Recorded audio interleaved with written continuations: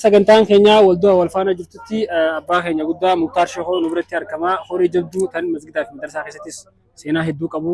Kubbaa miilaa keessattis seenaa hedduu qaba. Abbaa isaatis hiriyoottan isaallee hedduu beeka. Mee gamanumaan maqaa kee nuuf ibsitee seenaa haramayaan kubbaa miilaa qabdu taphattoota eenyu akka beektu gahee isaanii maal akka ta'e akka nuuf ibsitu daawwattoota keenya kanaaf. Bismillah, alhamdulillah, salatu salam ala rasulillah sallallahu alaihi wasallam. Alhamdulillah rabbil alamin. Arra sagantaa obboleessi keenya anima Muktaar Sheekh Ahmad Naanjaan itti aansee faawundeeshinii abbaa keenya Ibsaa Mahammadii fi ummaa teenya Haawituu Kabiiraa anamma akka maatiitti bakka isaan bu'eeti faawundeeshinii kanaas kan hogganaa jiru. Rabbi isaaniifis rabbi rahmata haa godhuuf, rabbi araaramuuf, rabbi jannataan isaan haa qananiisu jechaadha. Warraan tana wanni guddoon waliin nu qabee jiru waa'ee kubbaa miilaa tan durirraa warra seenaa amma dura hartimaa kubbaadhaan seenaan isii haalaan beekamtuu turte Biraazil malee hin jaamtu turte jechuudha. Alammaa haayiqiin jechuudha. Seenaa ani jalqabbii isaan akkasitti sadarkaa bareedaadhaan akkasitti deemaa turan san osoo wanni asalxaanyi takka hin qabne akkasin laffaa'aniiti waan bifa bareedaa tiimii bareedaa san tahanii bakka hunda deemanii mo'aa turan jechuudha.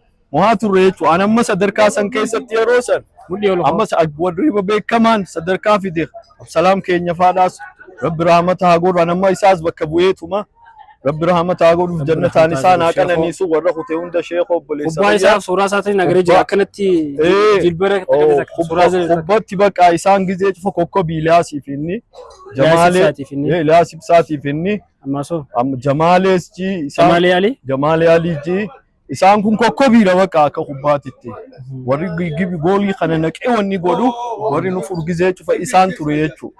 Amma ani yeroo sanitti asalxaanyiin kun Dassaaleen kana nutis gama boodaarraa xixiqqoodhaan jala dhufnee osoo xixiqqooti kilabii isaan keessa nu naqeeti wajjin keessa taphachaa turre jechuudha nutillee.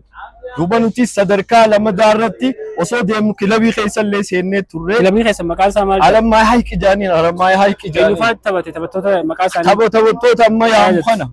Isaan kana hunda wala Salaam keenya Jamaaleedha, Diinaadha, Damshoodha, Dassaaleenyi jara kan hundinuu numa taphata. Masfineedha. Masfin Cooyituu jira. Masfinee guddaa kanaatu jira. Abbaaseedhaa jira. Kun hundinuu ijoollee teenya maqaa isaanii yaamee hin fixu. Bakka wanni akkasiin jiru gaafa san bakka.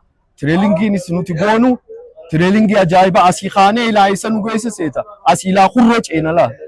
Asii ilaa gobbee ceena jechuudha. Yeroo sanii laffaana kubbaadhaaf akkasitti sadarkaa lamadaa biitti teenya Biraazilii kan jaan hara dheenee sadarkaa lamadaa irratti Biraazilii jaaniiti haramaayaati hanga harka kannan takka goone jechuudha. Anamma sadarkaa Ispaartaa irratti adaree tana dheenee biyya meeqa achirra wali qabame sadarkaa lamadaa irra dhee Biraazil maleen jettuun bakka moonee waan caafuun eeggalle. Maashaallah. Alhamdulillah sadarkaa tanaan obboleessi keenya injiinar Iliyaas Ibsaa galatoomi rabbi sadarkaa teessa rabbi olaa fuudhu an akka maatiititti bakka bu'eetiin waa hundaa'u isin bakka bu'eetiin deemu jira. Rabbiin sadarkaa teessan ol haa fuudhu jecha ammallee nu jajjabaadhaa nu guddadhaadhaa sadarkaa sanatti kilabii Haramaayaa kana yaadattee sadarkaa sana ispoonsara gootanii wallahi deemu keessan jajaan keessan jannata sadarkaa teessan rabbi ammallee ol haa fuudhu jecha asumarrattiin dhaaba. Assalaamu alaikum wa rahmatullahi wa barakaatuh. Keenya akkuma sagantaan keenya itti fufetti jira. Ammas obboleessa keenya jaalatamaa fi kabajamaa kan cinatti argamu mee gamanumaan isoo wajjinis wal bartanii yeroo kubbaa abbootiin keenya kan dabran keessatti akkamitti akka taphachuu turan akkamitti akka tufoozoo ta'anii daggaafii ta'anii ilaalaa turan mee isumarraa dhageenyaa maqaa keetii fi maqaan kiyya Muktaar Adeerootiin jedhama. Muktaar Adeeroo sirba wallisaa artistii keenya isaa. Sirri. Maashaallah. Anuma kan hin taane gabana. Mana keessan? Karaa Kombochaati. Maashaallah. Sirra kiiloomeetirii muraasa. Haramaayaa. Muktaar Adeeroo. Haramaayaa. Nama hedduu si jaalataa Muktaar. Haramaayaa kana biyya bareedduu biyya seenaa qabdu biyya qabsooti. Biyya namoonni baay'een anarraa eegalee fakkii godhachaa ture namoota as keessaa bahan warra ispeeshaalii qabsoo irratti hirmaatan warra aartii irratti hirmaatan har'a garuu guun argu ijoollee keenya tiimiin dur warra dhuftee warri umriin isaanii amman taphanne Amman taballeessaa. ilmaan isaanii akka taphachaa jiran ammoo akkuma duritti wal barbaadanii dhufanii laaqanaas nyaatanii bishaan irratti yoo ni Bishaan cusanii daawwatanii isaa. baay'ee na gammachiise. Jabaadhaan jaan kun fakkeenya gaarii ta'uu qabu uummata keenyaafis. Sagantaa kanallee akkanatti godhee hundeessellee obboleessa keenya Iliyaas Injiinar Iliyaas ibsaa. Nama namni waan akkanaa hojjechuun fakkeenya uummataa ta'a. Kanaaf haa galatu uummata keenya kana walitti qabee ijoollee keenya walitti fiduun waan guddaa yaada gaariidha. Yaada kanatti fufaa jennaan. Walitti jariirfama.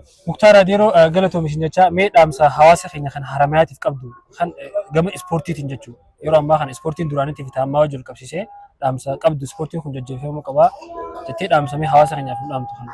Ispoortiin nama ispoortii illee miti akkasitti ammoo Artiidha. addunyaa keessa ishaaraa guddaa qabdi ispoortiin jireenya dargaggootaa keessa karaa hamarraa nama qabdee ijoolleen bakka silaa waan dabaa waan hin taane keessa galtuun ispoortii irratti dabarsuun wanni bareedaadha. Kanaaf hawaasni ispoortii taphatu fi hawaasni ispoortii taphanne fayyaanis tokkoo miti qaamni isaatis tokkoo miti. Warri ispoortii taphanne uummata furdaa uummata ifee hin dandeenye uummata dhukkubaaf yeroo musuutti yoo ta'uu danda'a jechuudha. Kuusa karaa fi dhiigaatiif. Kanaaf ispoortiin gaariidha. Hawaasni haroomaadha fi abbootiin qabeenyaa haroomaadha. Tiimoota ol ka'aa jiru kana akka cinaa dhaabbatan ni gaafannaa nuti illee yoo inni nu gaafatte isin bira jirra. Jabaadhaa jenna hawaasni haramaadhaaf silaa gorsa barbaadu haramayaa uummata karoodha. Thank you. Galatoomaa. Dhuftee jirti. Egaa ganama daawwannaa